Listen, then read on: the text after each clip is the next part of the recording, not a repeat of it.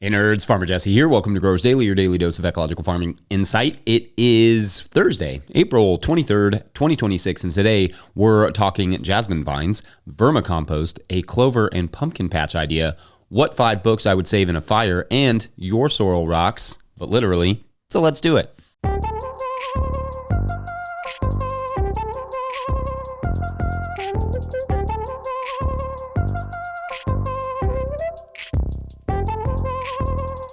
All right. Happy Thursday, everyone. I hope you all are doing well this fine late April week. That's right. We are inching closer to May, which for many of us is when the growing season of everything from grass to veggies to weeds really jumps to life. I did indeed, as I said I would yesterday on my Earth Day, deliver a bunch of veggies and start my stringing of the tomatoes. I got to say, that is one of my least favorite jobs on the farm every year. I don't have many jobs that I dread. I truly don't. I love almost everything I do. But that first day of tying the tomatoes off to the trellis and beginning to train them up and prune them for the first time, probably my least favorite, or at least close to least favorite thing that I do. I don't mind all the pruning through the season or anything else.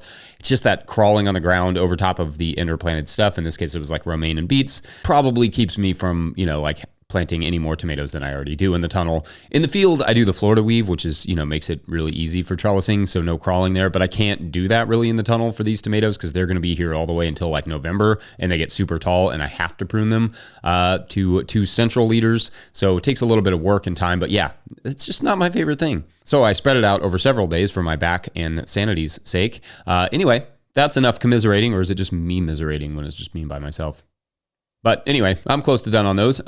It's an Earth Day miracle. All right, so it is Thursday, and on Thursdays, we like to take a few Patreon questions, but I want to change the dynamic of this day a little bit to make it more engaging and encourage you all to think about how you would answer these questions, giving it more of a group council vibe, our therapy session, which has, I like it because it has just enough Southern drawl sort of built into it that it just makes it perfect where I live. So we will still take a few Patreon questions, but I want you all to feel a little bit more empowered to think about these questions and what you all would add. So today's first question comes to us from Patreon member Julie Rainey, who writes, quote, "Alarm, alarm. Hey, Jesse, Julie here, upstate South Carolina. I was about to move some well-rested cedar wood chips from arborists dropped last fall and now realize that what looks to be invasive jasmine vines have taken over my pile. I use my mulch in the pathways of my floriculture production beds.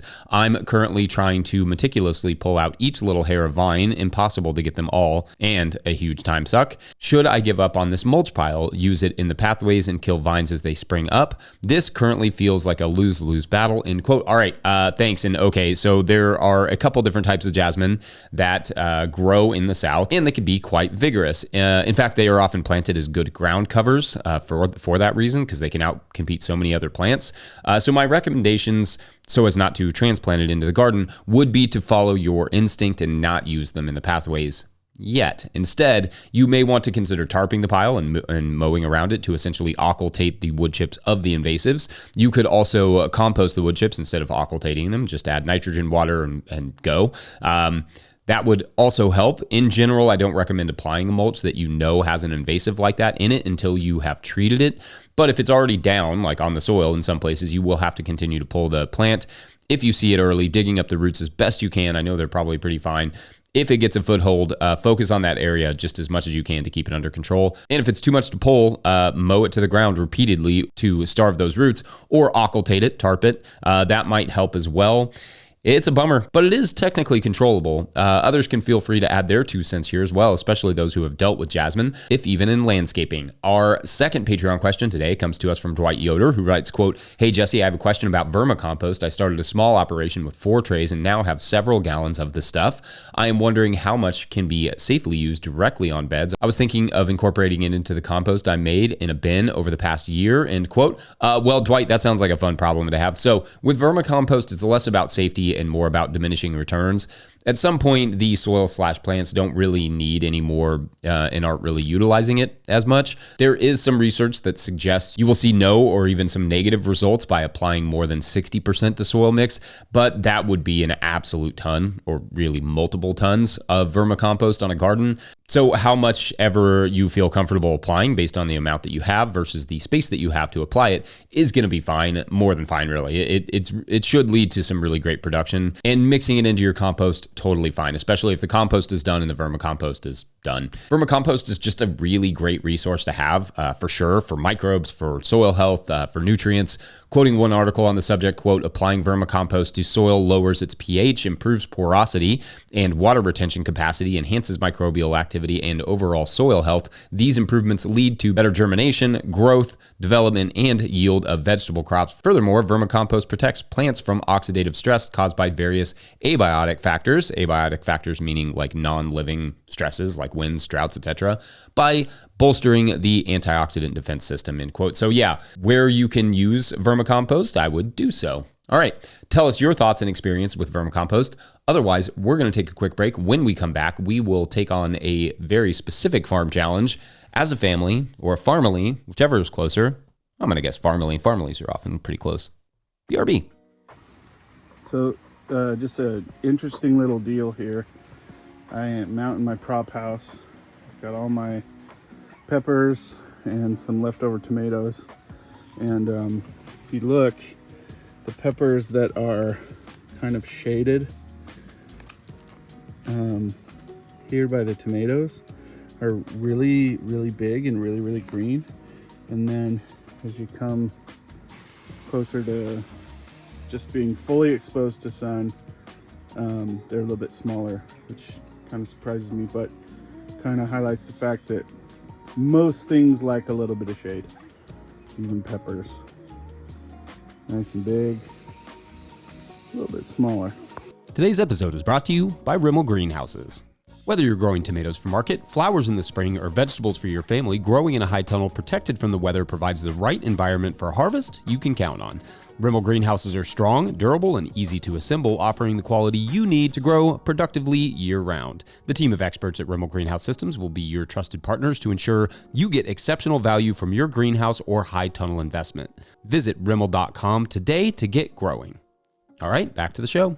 All right, a quick and loving reminder that if you, the listener or viewer, are enjoying this podcast, getting even a small amount of value from it, consider supporting our work over at patreon.com/no-till-growers. Does this show bring you $2 worth of value a month? $5? You can support it by going over to patreon.com/no-till-growers and signing up. I will try to get to questions from everywhere that questions come in, but I will always get to your Patreon questions. Now, today's Patreon question comes from Patreon member Dylan Howell, who writes, quote, Donnelly, Idaho 5A. We're adding a pumpkin patch to our farm on a 3-acre parcel next to the market garden. The land was the local pumpkin patch around 3 years ago.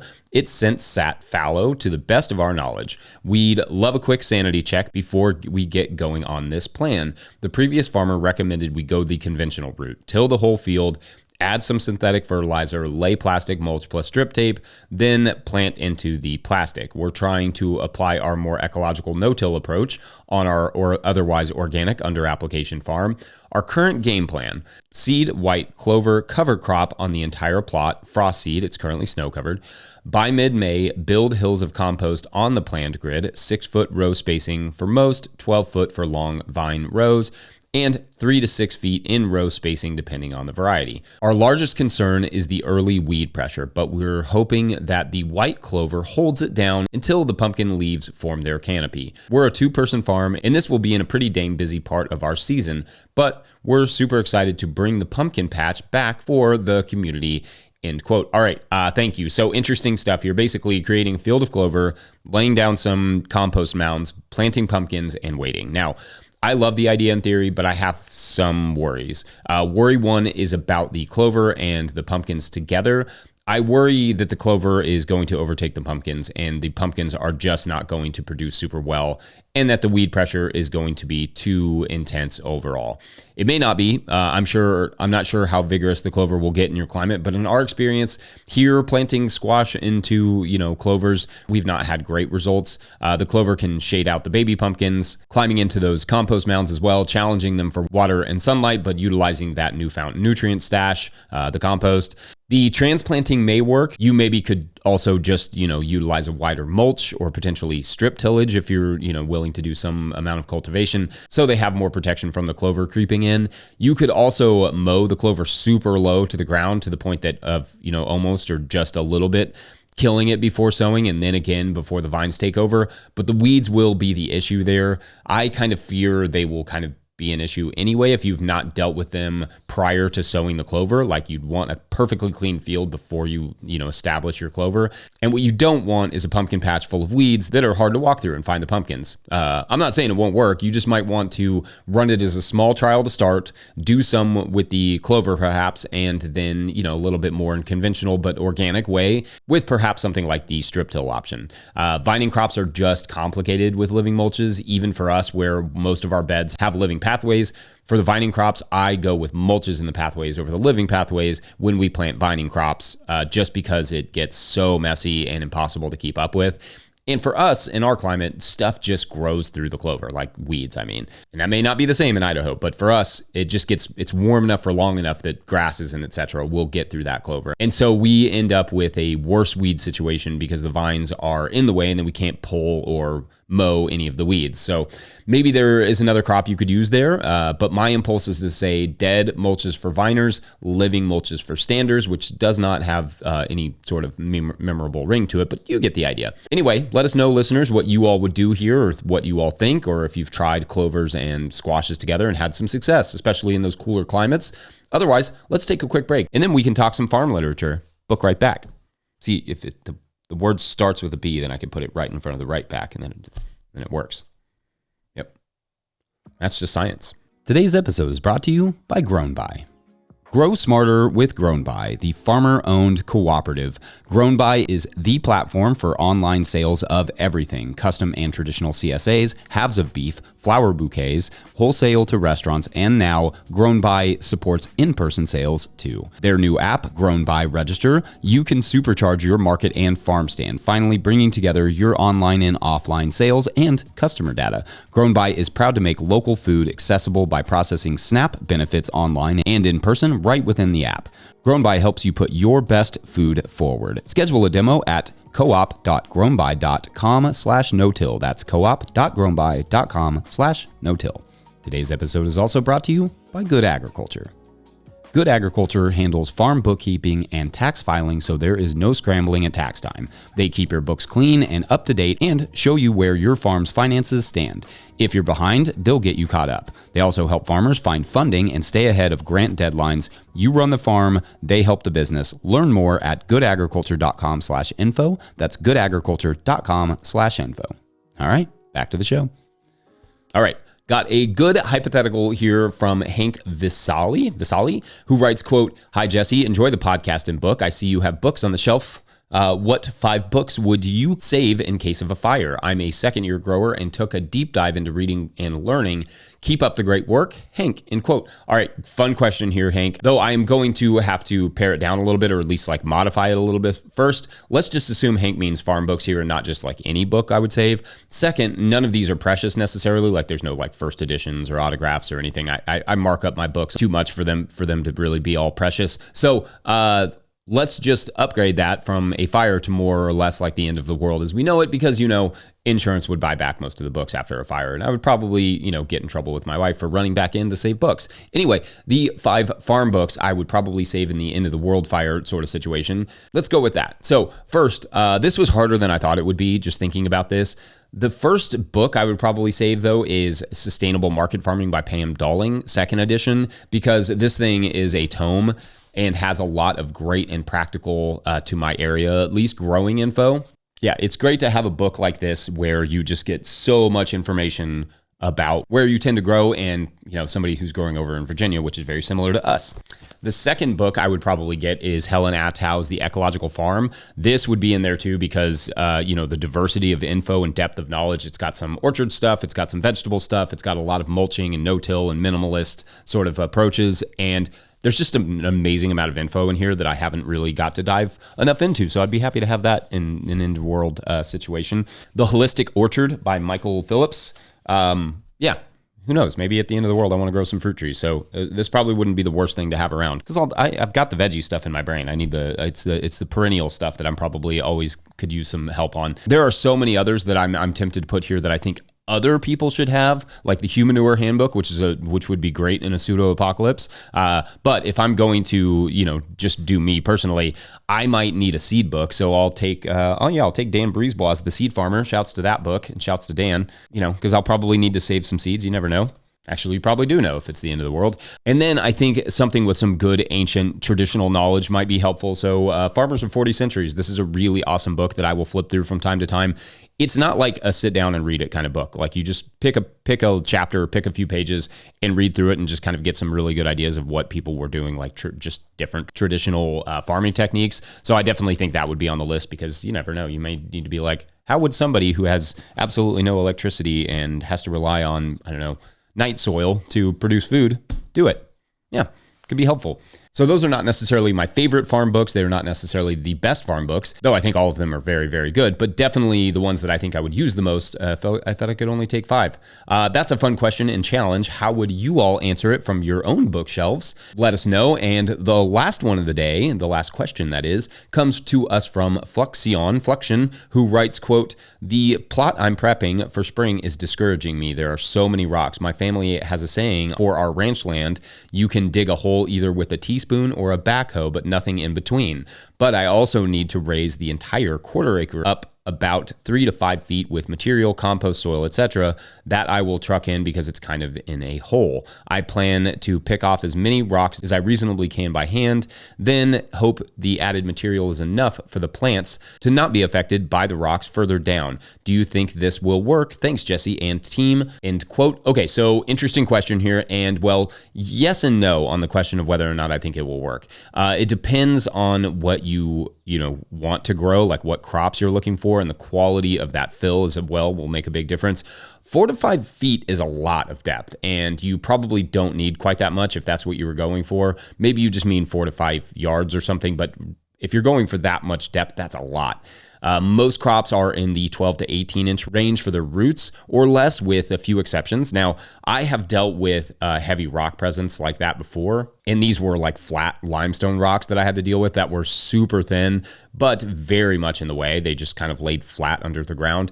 I didn't have them in every area, but the areas where I did have them, I had to become really strategic about growing there. Shallow rooted crops like summer squash and lettuce killed it there. They did fine. Deeper rooted stuff like tomatoes hated it. And I hated planting them there because I would run into a rock every time I wanted to dig a hole. So we just stopped growing deeper rooted crops in that area and moved those to an area with deeper soil. So you could go very deep with the fill in a few places that you reserve for peppers, tomatoes, potatoes, sweet potatoes, etc. Then consider focusing on more shallow-rooted crops in those rockier areas. Rocks, though, they're tough, and if it makes up a substantial portion of your soil, like you don't have any non-rocky areas, there is only so much you can do about that. The reality is that not every plot of ground makes sense for annual vegetable production without a ton of work, or at least it doesn't make sense for every crop. So sometimes you just have to pick between a massive overhaul of what's there, like the soil, or just a massive overhaul of what you want to grow. In a way, that could be a blessing, having the soil choose what you grow and, reduce how many crops that you could be growing or are having to deal with in that area. Again, the challenge with soil is the unrelenting amount of possibility it holds. It's always that way. So maybe it'll narrow it down for you. I hope that's at least a little bit helpful, and otherwise, I think that is it for this therapy sesh. Don't forget, No-Till Growers is a nonprofit 501c3, so donations are tax deductible and greatly appreciated. Please make sure to like and subscribe and or follow wherever you're getting this podcast. That is an easy way to help us out as well. Enormous thank you to all of our show sponsors, and if you'd ever like to sponsor this show, you can reach out to Farmer Michelle at notillgrowers.com. Big thanks to Michelle for all her work. Big thank you to the No-Till Growers Board of Directors. Huge shouts to Willie Breeding for the theme music, Mike Hilbert for the production help and editing, and my wife Hannah for absolutely everything in the world. Also, shouts to Epidemic Sound for the background music that you can hear. I would flower, I could be a broken tower. Pick up a hat or a copy of my book, The Living Soil Handbook, at notillgrowers.com to support our work. Big thank you to everyone over at patreon.com/notillgrowers, our supporters of the show, where at a certain level, or if you just bump up from one level to another, or you sign up in the month of April, however little of it is left, you get a shout on the show. So big shout outs today to Ojag,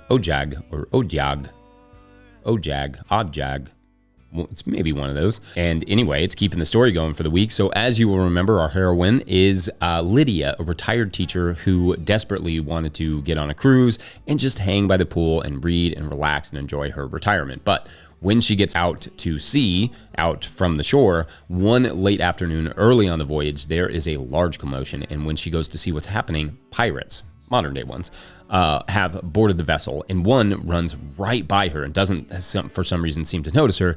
So she slips into a little closet off the main deck and hides and watches through a small hole as the young pirates steal from the other passengers and the boat and take a bunch of safes and stuff and throw it onto their ship.